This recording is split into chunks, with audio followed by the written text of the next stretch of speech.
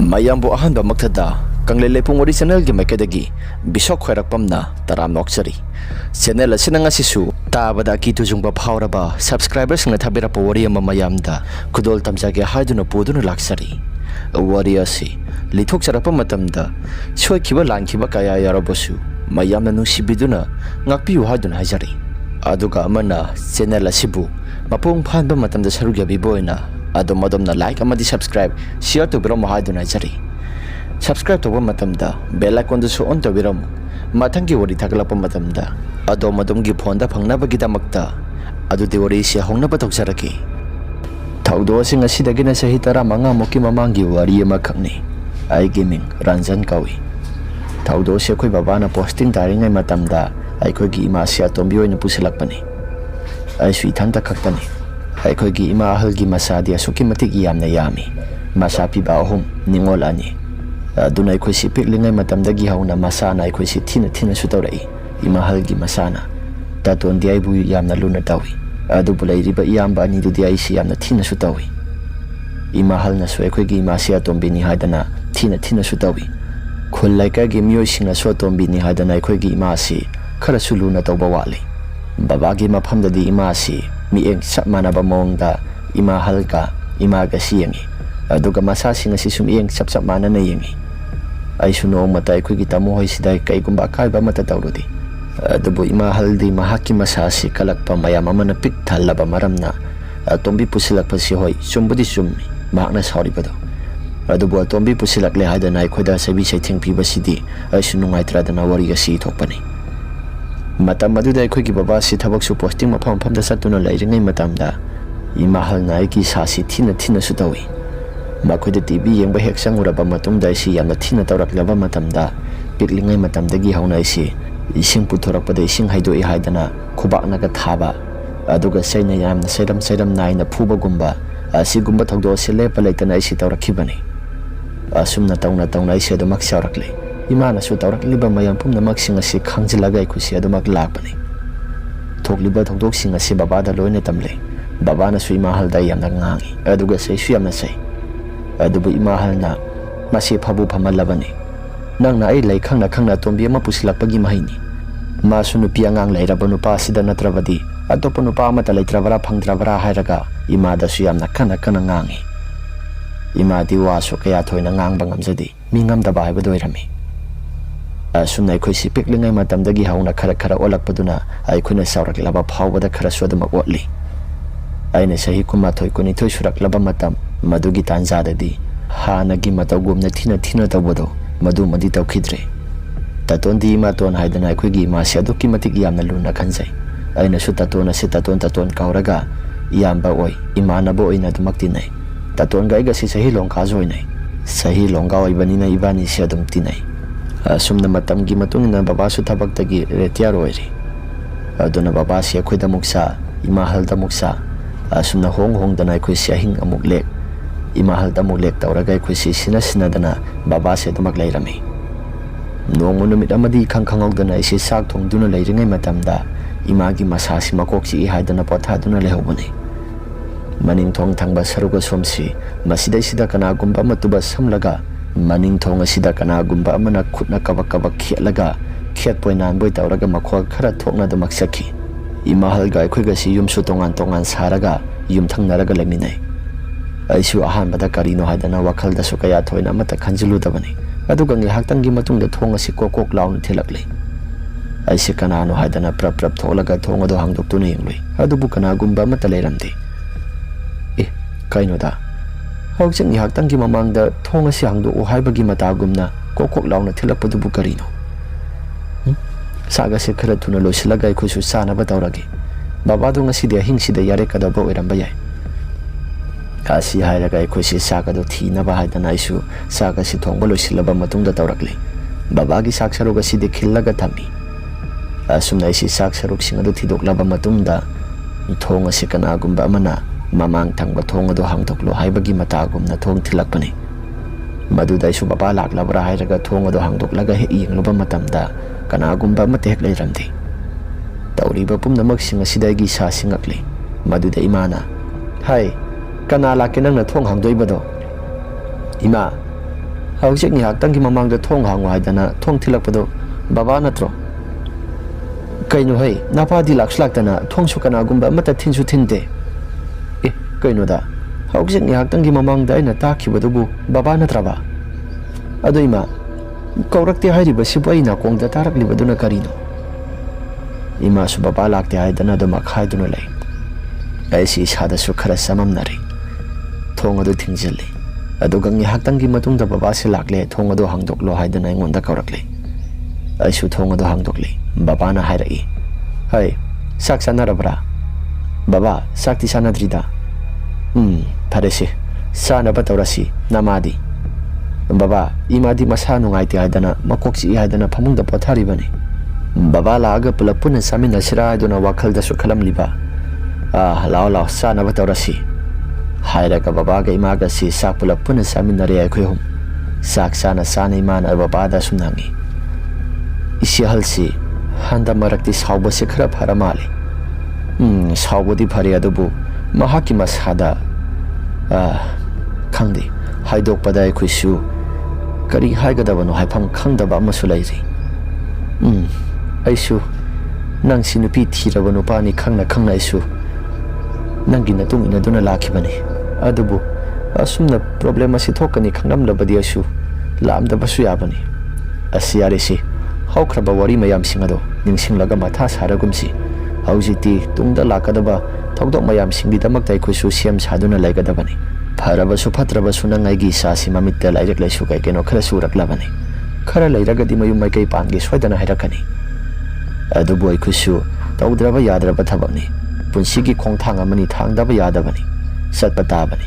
ꯇꯤꯡꯈꯪ ꯇꯨꯕꯣꯛ ꯊꯦꯡꯅꯒꯦꯔꯥ, ꯑꯃ ꯊꯦꯡꯅꯒꯦꯔꯥ, ꯆꯠꯄ ꯇꯥꯕꯅꯤ.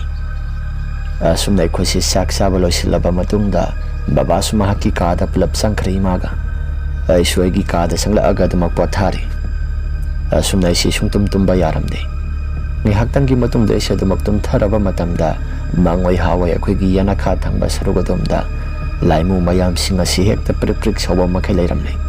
ꯑꯗꯨꯒ ꯊꯣꯡ ꯑꯁꯤ ꯈꯪꯍꯥꯏ ꯍꯥꯏꯗꯣꯔꯛꯂꯕ ꯃꯇꯝꯗ ꯑꯩꯈꯣꯏꯒꯤ ꯌꯨꯝꯌꯥꯏꯁꯤꯗ ꯍꯪꯒꯠ ꯍꯟꯗ ꯃꯃꯥꯡ ꯊꯣꯡ ꯃꯅꯤꯡ ꯊꯣꯡ ꯐꯥꯎꯗꯅ ꯆꯠꯇꯅ ꯂꯥꯏꯃꯨ ꯃꯌꯥꯝꯁꯤꯡ ꯑꯁꯤ ꯃꯊꯤ ꯐꯣꯡꯕꯒꯨꯝꯅ ꯑꯩꯁꯤ ꯎꯔꯛꯄꯅꯤ. ꯃꯇꯧꯁꯤꯡ ꯑꯗꯨꯗ ꯑꯩꯁꯤ ꯀꯔꯤꯅꯣ ꯍꯥꯏꯗꯅ ꯋꯥꯈꯜꯗꯁꯨ ꯈꯜꯂꯒ ꯍꯥꯏꯐꯦꯠ ꯊꯣꯛꯂꯒ ꯌꯦꯡꯂꯨꯕꯅꯤ. ꯑꯁꯨꯝꯅ ꯍꯦꯛ ꯌꯦꯡꯂꯨꯕ ꯃꯇꯝꯗ ꯏꯃꯥꯒꯤ ꯃꯁꯛ ꯃꯥꯜꯂꯕ ꯅꯨꯄꯤ ꯃꯌꯥꯝ ꯑꯃ ꯃꯁꯝ ꯑꯁꯤ ꯁꯨꯔꯣ ꯆꯦꯟꯕ ꯃꯈꯩ ꯌꯨꯝꯌꯥꯏ ꯑꯁꯤꯗ ꯃꯃꯥꯡ ꯊꯣꯡ ꯃꯅꯤꯡ ꯊꯣꯡ ꯐꯥꯎꯗꯅ ꯌꯥꯝꯅ ꯀꯤꯔꯕ ꯁꯛꯇꯝ ꯑꯃꯗ ꯂꯩꯔꯝꯃꯤ. ꯑꯁꯨꯝꯅ ꯍꯦꯛ ꯎꯔꯛꯄ ꯃꯇꯝꯗ ꯑꯩꯒꯤ ꯏꯁꯥꯁꯦ ꯈꯪꯄ꯭ꯔꯦꯛ ꯈꯪꯂꯒ ꯃꯤꯀꯞ ꯊꯣꯔꯛꯂꯤ. ꯍꯧꯖꯤꯛ ꯑꯩꯅ ꯎꯈꯤꯕꯗꯨꯕꯨ ꯏꯃꯥꯒꯤ ꯁꯛꯇꯝ ꯃꯥꯟꯈ꯭ꯔꯦꯗ. ꯃꯥꯅꯤ, ꯏꯃꯥꯒꯤ ꯁꯛꯇꯝꯅꯤ. ꯏꯃꯥꯒ ꯕꯕꯥꯒꯗꯨꯕꯨ ꯇꯨꯝꯊꯈ꯭ꯔꯕ ꯖꯥꯠꯂꯥ ꯍꯥꯏꯗꯅ ꯋꯥꯈꯜ ꯈꯜꯂꯤ. ꯂꯩꯀꯥꯏꯒꯤ ꯂꯩꯔꯤꯕ ꯍꯨꯏ ꯃꯌꯥꯝꯁꯤꯡ ꯑꯁꯤꯁꯨ ꯄꯨꯡꯈꯣꯡ ꯈꯣꯡꯂꯒ ꯃꯌꯥꯝ ꯑꯃ ꯑꯩꯈꯣꯏꯒꯤ ꯊꯣꯡꯒꯥꯜ ꯑꯁꯤꯗ ꯂꯦꯞꯇꯅ ꯍꯨꯏ ꯃꯌꯥꯝꯁꯤꯡ ꯑꯁꯤ ꯁꯨꯔꯨ ꯅꯩꯕꯒꯨꯝꯅ ꯃꯈꯣꯜ ꯈꯔꯁꯨ ꯇꯥꯔꯛꯄꯅꯤ.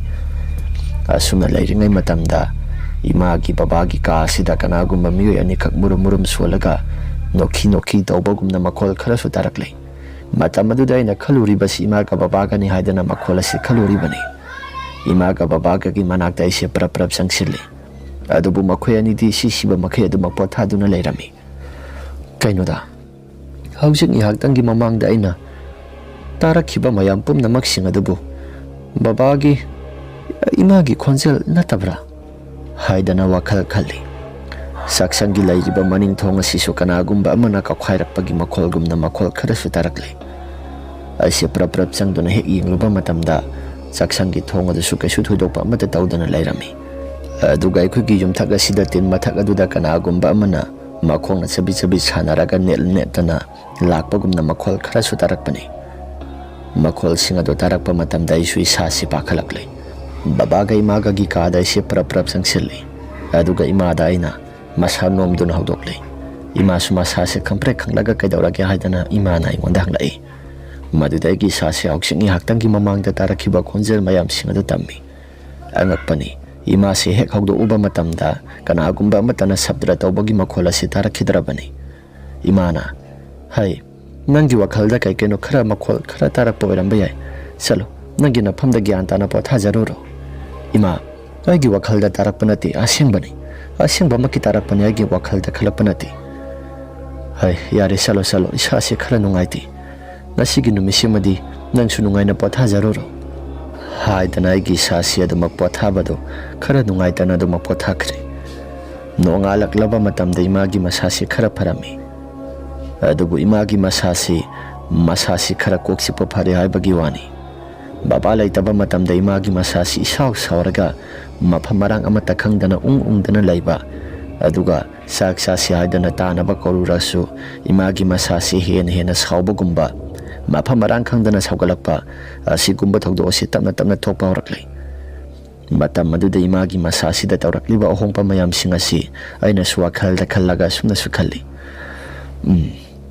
ꯏꯃꯥꯁꯤ ꯍꯟꯗꯛ ꯃꯔꯛ ꯑꯁꯤ ꯅꯍꯥꯟ ꯃꯈꯩꯒ ꯏꯃꯥꯟ ꯃꯥꯟꯅꯗ꯭ꯔꯦ꯫ ꯃꯁꯥ ꯄꯨꯝꯕꯁꯤ ꯏꯁꯥꯎ ꯁꯥꯎꯔꯒ ꯏꯐꯤꯡ ꯐꯤꯡꯕꯒꯨꯝ ꯇꯧꯔꯤ꯫ ꯀꯔꯤ ꯃꯑꯣꯡ ꯃꯇꯧꯅ ꯏꯃꯥꯅ ꯍꯟꯗꯛ ꯃꯔꯛ ꯇꯧꯔꯛꯂꯤꯕꯁꯤꯡ ꯑꯁꯤꯕꯣ ꯍꯥꯏꯗꯅ ꯋꯥꯈꯜꯗ ꯈꯜꯂꯤ꯫ ꯑꯁꯨꯝꯅ ꯉꯥꯏꯍꯥꯛꯇꯪꯒꯤ ꯃꯇꯨꯡꯗ ꯑꯩꯁꯤ ꯆꯥꯛ ꯏꯟꯁꯥꯡ ꯊꯣꯡꯂꯤ꯫ ꯃꯗꯨꯒ ꯏꯃꯥꯗꯣ ꯑꯩꯁꯤ ꯆꯥꯛ ꯆꯥꯅꯕ ꯇꯧꯔꯁꯤ ꯍꯥꯏꯗꯅ ꯏꯃꯥꯗ ꯍꯥꯏꯔꯨꯕ ꯃꯇꯝꯗ ꯏꯃꯥꯗꯤ ꯃꯍꯥꯛꯀꯤ ꯃꯁꯥꯗꯨ ꯁꯨꯛꯈꯨꯝ ꯈꯨꯝꯂꯛꯈꯤꯗꯦ꯫ ꯃꯗꯨꯗ ꯑꯩꯅ ꯏꯃꯥꯗ ꯇꯥꯅꯕ ꯍꯥꯏꯗꯅ ꯀꯧꯔꯨꯕ ꯃꯇꯝꯗ ꯏꯃꯥꯒꯤ ꯃꯁꯥꯁꯤ ꯏꯁꯥꯎ ꯁꯥꯎꯔꯒ ꯆꯥꯛ ꯆꯥꯈꯤꯔꯣꯏ ꯍꯥꯏꯗꯅ ꯍꯥꯏꯔꯛꯈꯤ꯫ ꯑꯗꯨꯒ ꯉꯥꯏꯍꯥꯛꯇꯪ ꯂꯩꯔꯕ ꯃꯇꯨꯡꯗ ꯏꯃꯥꯁꯤ ꯆꯥꯛ ꯂꯥꯝꯃꯦ ꯍꯥꯏꯗꯅ ꯑꯃꯨꯛꯁꯨ ꯎꯔꯥꯎ ꯊꯔꯥꯎ ꯇꯧꯕ ꯍꯧꯔꯛꯂꯦ꯫ ꯏꯃꯥꯁꯤ ꯑꯉꯥꯎ ꯑꯐꯩꯒꯤ ꯃꯇꯧꯗ ꯍꯥꯏꯅꯤꯡꯕ ꯃꯇꯝꯗ ꯀꯔꯤꯒꯨꯝꯕ ꯑꯃꯠꯇ ꯕꯟ ꯂꯩꯇꯅ ꯍꯥꯏꯕꯒꯨꯝꯕ, ꯑꯗꯨꯒ ꯀꯔꯤꯒꯨꯝꯕ ꯃꯇꯝꯗꯅ ꯃꯍꯥꯛꯀꯤ ꯃꯁꯥꯁꯤ ꯄꯪꯁꯥꯎꯗ ꯁꯥꯎꯕ, ꯑꯁꯤꯒꯨꯝꯕ ꯊꯧꯗꯣꯛ ꯑꯁꯤ ꯂꯦꯞꯄ ꯂꯩꯇꯅ ꯇꯧꯔꯛꯂꯦ꯫ ꯑꯩꯁꯨ ꯏꯁꯥꯁꯤ ꯂꯥꯏꯒꯤ ꯇꯤꯟꯒꯤ ꯃꯇꯥꯡꯗ ꯀꯌꯥ ꯊꯣꯏꯅ ꯑꯃꯠꯇꯁꯨ ꯊꯥꯖꯗꯕꯒ ꯑꯩꯒꯤ ꯏꯁꯥꯁꯤ ꯀꯩꯁꯨ ꯊꯣꯏꯅꯁꯨ ꯋꯥꯈꯜꯗ ꯈꯟꯖꯤꯜꯂꯨꯗꯦ꯫ ꯅꯣꯡꯃ ꯅꯨꯃꯤꯠ ꯑꯃꯅꯤ,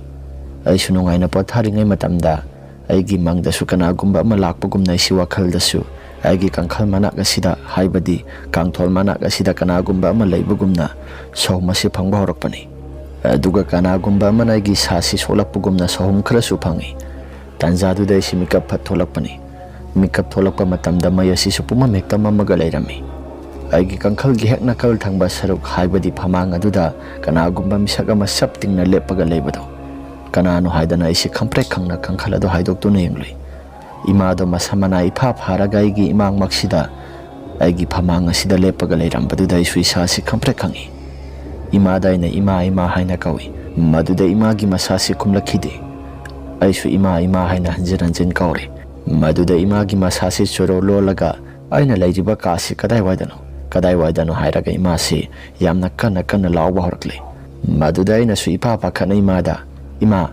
ꯏꯃꯥꯅ ꯂꯩꯔꯤꯕꯁꯤ ꯑꯩꯒꯤ ꯀꯥꯗꯅꯤ, ꯂꯥꯛꯑꯣ ꯏꯃꯥꯒꯤ ꯀꯥꯗ ꯑꯣꯏꯅ ꯆꯪꯁꯤꯜꯂꯒ ꯇꯨꯝꯃꯁꯤ꯫ ꯑꯁꯨꯝꯅ ꯏꯃꯥꯒꯤ ꯀꯥꯗ ꯑꯩꯁꯤ ꯄꯨꯁꯤꯜꯂꯛꯂꯦ꯫ ꯑꯗꯨꯕꯨ ꯏꯃꯥꯒꯤ ꯃꯁꯥꯁꯤ ꯅꯣꯛꯈꯤ ꯇꯧꯔꯒ, ꯃꯤꯁꯛ ꯑꯃꯗ ꯂꯥꯛꯑꯣ, ꯅꯪ ꯑꯁꯤꯗꯩꯁꯤꯗ ꯂꯥꯛꯑꯣ, ꯂꯥꯛꯇ꯭ꯔꯒꯗꯤ ꯑꯩꯗꯤ ꯁꯥꯎꯅꯤ ꯍꯥꯏꯗꯅ ꯏꯃꯥꯒꯤ ꯃꯁꯥꯁꯤ ꯃꯆꯤꯜꯗ ꯃꯨꯔꯨꯝ ꯁꯣꯟꯕ ꯍꯧꯔꯦ꯫ ꯑꯩꯁꯨ ꯇꯣꯡꯃꯥꯡ ꯂꯩꯗꯅ ꯌꯦꯡꯉꯤ, ꯑꯗꯨꯕꯨ ꯀꯅꯥꯒꯨꯝꯕ ꯑꯃꯠꯇ ꯂꯩꯕꯗꯤ ꯎꯔꯝꯗꯦ꯫ ꯏꯃꯥꯗ ꯑꯩꯅ, ꯏꯃꯥ ꯀꯩꯗꯧꯕ ꯌꯥꯎꯔꯒꯦ? ꯏꯕꯨꯡꯉꯣ, ꯁꯤꯗꯩꯁꯤꯗ ꯑꯃꯨꯕ ꯄꯔꯦꯡ ꯑꯃ ꯂꯥꯛꯏꯕꯁꯤ ꯅꯪ ꯈꯪꯕ꯭ꯔꯥ? ꯃꯁꯤꯗꯩꯁꯤꯗ ꯑꯃꯨꯕ ꯄꯔꯦꯡ ꯑꯁꯤꯗ ꯅꯄꯥꯒꯤ ꯃꯃꯥꯟꯅꯕꯅꯤ ꯍꯥꯏꯗꯅ ꯑꯃ ꯂꯥꯛꯏꯕꯁꯤ ꯅꯪ ꯈꯪꯗꯕ꯭ꯔꯣ? ꯍꯥꯏꯔꯛꯄꯅꯤ꯫ ꯃꯗꯨꯗ ꯑꯩꯁꯨ ꯏꯁꯥꯁꯤ ꯀꯤꯔꯦ꯫ ꯏꯃꯥꯗ ꯑꯩꯅ, ꯑꯁ ꯏꯃꯥ, ꯌꯥꯔꯦꯁꯤ, ꯀꯅꯥꯒꯨꯝꯕ ꯑꯃꯠꯇ ꯂꯥꯛꯁꯨ ꯂꯥꯛꯇꯅ ꯏꯃꯥꯒꯤ ꯃꯤꯠꯇ ꯄꯪꯎꯗ ꯎꯔꯕ ꯃꯥꯜꯂꯦ, ꯂꯥꯎ ꯆꯪꯁꯤꯜꯂꯒ ꯒ꯭ꯌꯥꯟ ꯇꯥꯅ ꯄꯣꯊꯥꯔꯣ ꯂꯥꯎꯁꯤ ꯍꯥꯏꯗꯅ ꯏꯃꯥꯒꯤ ꯐꯃꯨꯡꯗ ꯏꯃꯥꯁꯤ ꯍꯤꯞꯍꯜꯂꯤ꯫ ꯏꯃꯥꯁꯤ ꯒ꯭ꯌꯥꯟ ꯇꯥꯅ ꯍꯤꯞꯍꯜꯂꯕ ꯃꯇꯨꯡꯗ ꯃꯨꯔꯨꯝ ꯁꯣꯜꯍꯧꯕꯅꯤ꯫ ꯑꯗꯨꯒ ꯉꯥꯏꯍꯥꯛꯇꯪꯒꯤ ꯃꯇꯨꯡꯗ ꯃꯃꯤꯠ ꯎꯏꯁꯤꯜꯂꯒ ꯑꯗꯨꯝ ꯇꯨꯃꯤꯟꯅ ꯂꯩꯍꯧꯔꯦ꯫ ꯑꯩꯁꯤ ꯌꯨꯝꯌꯥꯏꯗ ꯂꯥꯛꯂꯤ꯫ ꯌꯨꯝꯌꯥꯏꯗ ꯍꯦꯛ ꯊꯣꯔꯛꯄ ꯃꯇꯝꯗ ꯆꯥꯛꯁꯪ ꯑꯁꯤꯗ ꯀꯅꯥꯒꯨꯝꯕ ꯃꯤꯁꯛ ꯈꯔ ꯂꯩꯕꯒꯨꯝꯅ ꯁꯍꯨꯝ ꯈꯔꯁꯨ ꯐꯪꯂꯛꯄꯅꯤ꯫ ꯆꯥꯛꯁꯪꯗ ꯆꯪꯂꯒ ꯑꯩꯁꯤ ꯍꯥꯏꯐꯦꯠ ꯌꯦꯡꯁꯤꯜꯂꯨꯔꯦ, ꯑꯗꯨꯕꯨ ꯀꯅꯥꯒꯨꯝꯕ ꯑꯃꯠꯇ ꯂꯩꯔꯝꯗꯦ꯫ ꯑꯩꯒꯤ ꯀꯥꯗ ꯆꯪꯂꯒꯦ ꯍꯥꯏꯗꯅ ꯈꯣꯡ ꯑꯁꯤ ꯍꯦꯛ ꯊꯥꯡꯖꯤꯜꯂꯛꯄ ꯃꯇꯝꯗ ꯏꯃꯥꯒꯤ ꯃꯁꯥꯁꯤ ꯌꯥꯝꯅ ꯀꯟꯅ ꯂꯥꯎꯔꯛꯄꯅꯤ꯫ ꯃꯗꯨꯗ ꯑꯩꯁꯤ ꯑꯃꯨꯛ ꯄ꯭ꯔꯞ ꯊꯣꯛꯇꯨꯅ ꯍꯦꯛ ꯌꯦꯡꯂꯨꯕ ꯃꯇꯝꯗ ꯏꯃꯥꯒꯤ ꯃꯁꯥꯁꯤ ꯃꯁꯥ ꯃꯅꯥ ꯏꯐꯥ ꯐꯥꯔꯒ ꯀꯤꯔꯦ ꯍꯥꯏꯗꯅ ꯏꯃꯥꯁꯤ ꯃꯍꯥꯛꯀꯤ ꯐꯃꯨꯡꯗ ꯄꯨꯂꯞ ꯇꯥꯁꯤꯟꯗꯨꯅ ꯂꯩꯔꯝꯃꯤ꯫ ꯃꯗꯨꯗ ꯑꯩꯁꯤ ꯀꯩꯗꯧꯔꯒꯦ ꯍꯥꯏꯗꯅ ꯏꯃꯥꯗ ꯍꯪꯉꯤ꯫ ꯃꯗꯨꯗ ꯏꯃꯥꯅ, ꯃꯈꯣꯏꯅ ꯑꯩꯁꯤ ꯂꯥꯛꯑꯣ ꯍꯥꯏꯗꯅ ꯈꯨꯠꯇꯥꯡ ꯑꯁꯤ ꯄꯥꯏꯔꯒ ꯆꯤꯡꯊꯣꯛꯏꯕꯅꯤ,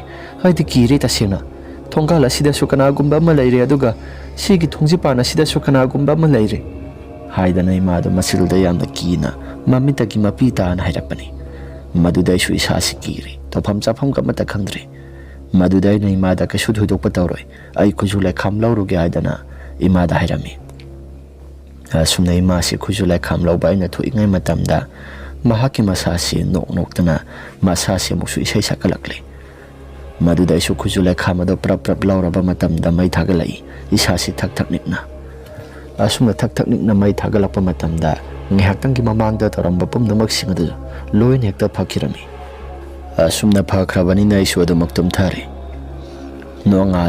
nongalba matamda ngarang ukhiba pumnamak sing adu imada hangba matamda imadi masase gyamen ka matadri ai bungarang kai tawkhrage hairaga iman hanglai maduda isu kaisu thoidokpa mate tawde haidana imada hairami asumna hapta amuk leiraba matungda ima mahaki masasi lengba thinba tawrakle haidana masasi tharo hekta olami phamungda masasi su saboi sadaboi tawrabanina masasi lothari maduda imana ibunga sak yamna lami aisu imagi damaktane haidana sagado prap thongdoklei aduga imada pijaba matamda sak saba susyadri khara khajip yothabaga mahaki masasi handorakpana hekta hali imagi masasi asoiba madi leireda hospital da mutang chalaga yengbana phagadoribra hospital da chalaga yengbana phaganida haidana numito baba se lakpa matamda aisu hospital da mutang chalaga imasi yengalu si haidana hospital da chalaga yengalu bani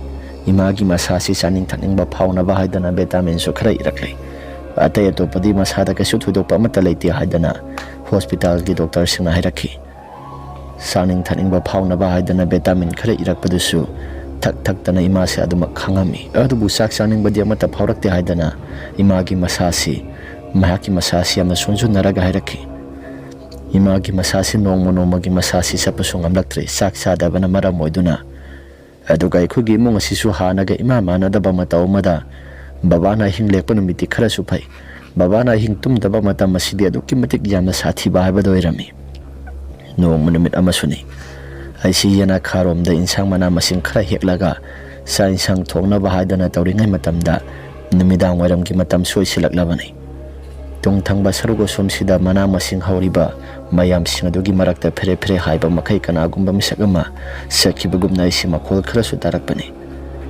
sahum khara tarakpa matam maduda isi kanano haidana phalai tholaga yenglubadasu kana gumba mata leiramde aduga muksu imahal hoi thangba sarugodomda imahal gi mukti sapmanaba haibadi saban sapmanaba misakamasu sambal marum maduda septha dana yengbagumna isi makol khara su tarakpani isada sahum khara phanglakpaga tarakliba makol sing aduga ima ahaloigi sambal adomda isi prap sangsilaga yenglubada kana gumba mata su leiramde asumna tawriba pumnamak sing asidagi sa singakle karinoda aina ngasai makhadagi phanglaiba sahum mayam sing asibu karino on thokpanida haidana isi wakhalda su khanjanari aina saksang lomda heksang gi haidana hek tawruba matamda saksang adomda kana gumba misaga mana saphuyan sing asi kreng launa makhol khara thokpagum tawrakle tawriba pumnamak sing aduda isi sakhum thangba sarugodomda prap sangsilaga yengluba matamda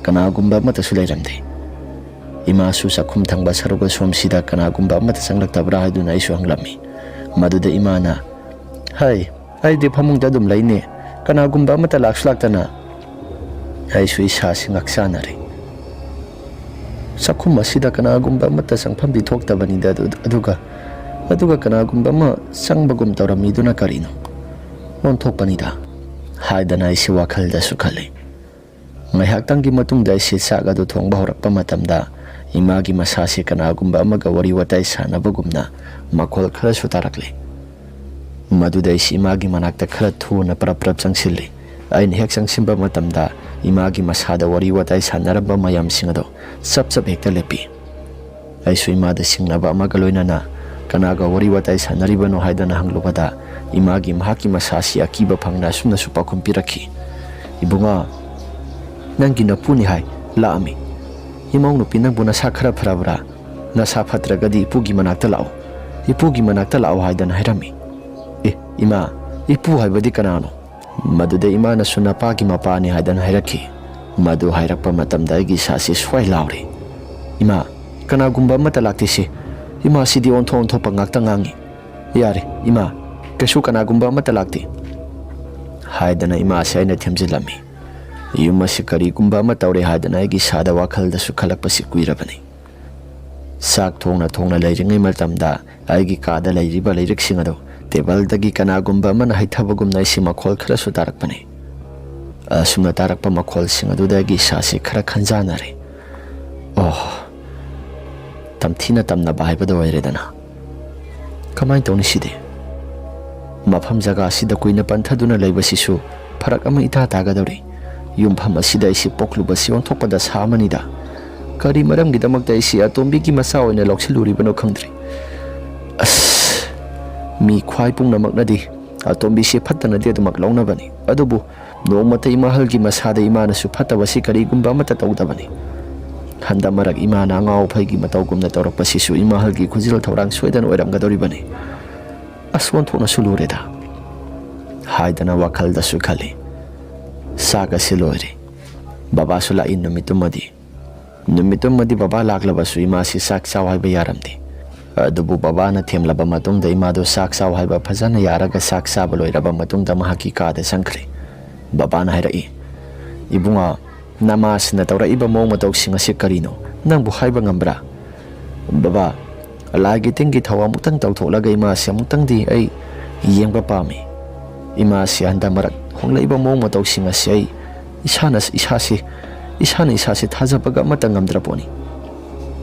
Yengsi ipadi thaba ingkhangda dumak tawraga laibanina haibadi asigumba lagi tinggi thabaga si kaya thoina bodi thajadabani adubu Isana hairabanina yengthoksi. Ngaihaktangi matungda aykhoisi sak saba loisinaraba matung babasu mahaki mafamda tumba sangkhre. Aisi kolik phenglaga leiringai matamda sambal marum adudagi kanagumba musinmuba misak ama ai tamna lona yenglakpado aisu haifet urami. Maduda aisu kaya thoinasu isada thoksaba tawrudi. Asumna ngaihaktangi matungda sambalgi marum maduda kanagumba amana yenglakpado aisi ising haijilui. Adubu misagado kanagumba amatasu leiramde. Isasi ngaksungakle. Mafam asida kuina panthaduna leibi yade haidana isi prap sanglagi haidana tawrakpa matamda. Yana khagi nurasa phu thamliba domda kanagumba misak amana nurasa phu asi kaukhaiwagi makhol ama isi tarakpani. Maduda isu wakhal asi langphang pangkhanda khan bhaurakle. Sumang asida kanagumba misak ama leiredana. Mafam jaga asi lahidraba lam ama oirabra khangdi. Laiba matamde sasi onthona su pharak takhreda. Phare thokpa marai laksarasani. Aisu mafam jaga asida kuina panthaduna laiba si pamdre. Atopa yumpham amada satlagi haidana babada mutang hairage. Adubu atopa yumpham da sakadaba sisu satningai amata leiti. Haidana isi prap sanglai. Aduga aigi kada potharage haidana isi sanglapa matamda ngasai aina lairek asi soro singtharaga table makhada singthakibagi makhol ado aisi karino haidana haife ingluba matamda kanagumba amata leiramde. Lairek asi su makhada kasu thudokpa amata taramda adum tumina hanagi matawgumna mafam sana leirame. Asumna isasi yamna kire. Adubu numitumadi baba laibanina kaya thoina su isada khanjimba amata tawda adum isasi adumak tumtharabani. Hingi matam madudagi table da thamliba lairek mayam singado kanagumba misak amana hangdokpagumna makhol khara su tarakpani. Madudagi sasi karino haidana mikap thoraklaba matamda laithoklaga isi yengloba matamda table aduda kanagumba misak ama phamlaga laireki semai mayam singado hangdoktana lairek pabagi mawongda tawrami. Madu tawrakpadudagi sasi amna kana lawrami. Maduda baba su prap sinsilaklei kaidawrage haidana hangi. Aigi sasi thak nikna haujing ihaktangi mamangda leiramba misak adu soina babada loina tamli. Maduda babana hai yarisi nangi wakhalda ka hena thudona su khanjilun ibungo tumthanaba tawroi pada. Baba asingbani haujing ihaktangi mamangda urambado tasingna aisu wakhalda sagatpa nate tasingna mitna urakpani baba. Hoi yarisi nangna pamba lagi tingi kaino khara yengthoke haibado hayeng yengthoro ipa paisa khara pigi. Hoi baba asi hairaga isi nungaina dumak tumtharami numitumadi nongalaba matungda isi lagi tingi kaino khara yengke haidana imasi puraga maiba amagi manakta salami. Maibadugi manakta hek puba matamda imagi masasi hainingdagum yamna tawrami. Adubu maibaduna yengba matamda onthokpa paw ama hairakhi maibaduna marol adu suna swairaki. Ish ibungo namasi yamna luraba phibam amada leireda. Asigi thawng asidi onthokna himankre. Maduda maibada aina kaidawrage haidana hangluba matamda maibaduna sumna hairaki. Nangi I marina nama singaungna phaina satnaba haidana posem jadu aruba yamna sathi ba mayam ama toksilakre. Masina maram moduna nama si ngaungna phaina laijibani. Nama si phanaba hotnaba matamda yamna luba haibadu oikadori. Aduga thawai asi susalakadori. Ojamaiba madudagi phanaba pambai amata letrabra. Aisu ngakthokpa yaba kaikeno khradi thibani adubu aingondadi masigi pangala silaitri. Nangna nama si kaning lagana maiba topa mada yengba sakya habra natragadi kanba ngamloidawri. Asi hairaga maibaduna kaikeno khra hairaki. Aisu imitagi ipi tari. Imagi mathawasi kaning banina aisi laifam khudingi satana khoirami aduga amuksu maiba hongduna yenglami. Maiba na sap manan hairakpa wafam adu atopa maiba manasu adumak hairai. Asumna imagi masasi nomagi parakadra hairage hena adum sathirakli. Lao khongduna tawrakpa amasu mahaki masasi yengba matamda imagi masaksi yengbadasu iki kiba sigumba thawdo asi toina aigi sada yengbada kiba phawraklaba mayam ama utpa horakli. Babasu mahaki masasi namasina tawriba mawng matawsing asi yengba ngamdre. Aduna phaba laigi tingi kaikeno khra khangba maiba amada yengthoksi haidana babana su yengthokpiri adubu pai leitre. Noma madi khangdana imasi tumthakibadagi hakolaktre haidana baba ibani si yamna kana kawi. Adubu imagi masasi tumkhibadagi hakolaktabada sora amata yaramdre. Imasi laikidaba matam aduda ima halse kaplakti. Adubu imagi laikidaba matam asida sabdradi aduki matik iyamna tawraki. Tawrakliba pumnamaksin asi babana su imahal na tawba pumnamaksin ni habado kanglabani. Maduda babana imahal da su yamna kana ngangki. Imagi sorat kay kralo ay raba matungda isi. Ay sunupi ama thire ay kakangazaribu nupi ado siyalaga. Lohong bapawadi imahal si fazana yaurami. Madugi matungdagi ay sulam saruga si yonthoklaga to palamda fazana isi layri. Haujikti baba su ay kuida pulap lay raba matungda isi. Tongan ba business masa tawraga isi haujikti dukan phamlaga nungai ni ingna singna laiba habado ayre. Matam maduda tawrakiba pumnamak singado ngasi maksu kauba amata leitri. Imahal gi posem asi aduki matik yamna sathiba habado ayki. Imahal so haujikti masa si awga kangkhatpa ngamdana adum tumina lairabani.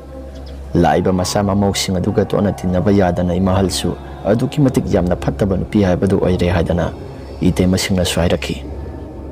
Tayay ka tasawga sumatam ki matungin na gyan kara laki adubu tatundi ay kuida dumak lapo sa dumak yawi ay kuida laga saksa na wakot pa adumak tawi sininaudi. Wariya si matang asidalo sinjari wariya si nungay birabadi like amadi subscribe share to biramo hay dunay jari aduga amana adom-adom gi isada thokpa asyang bawari sing lay biragadi ay kuina pitok sari ba WhatsApp number asida thabirak na banin sinjari. Pare mayam adudi ngasigi di matang asida losenjarage mathangi warida mo hana thengdarasi ima laibak na yai pare.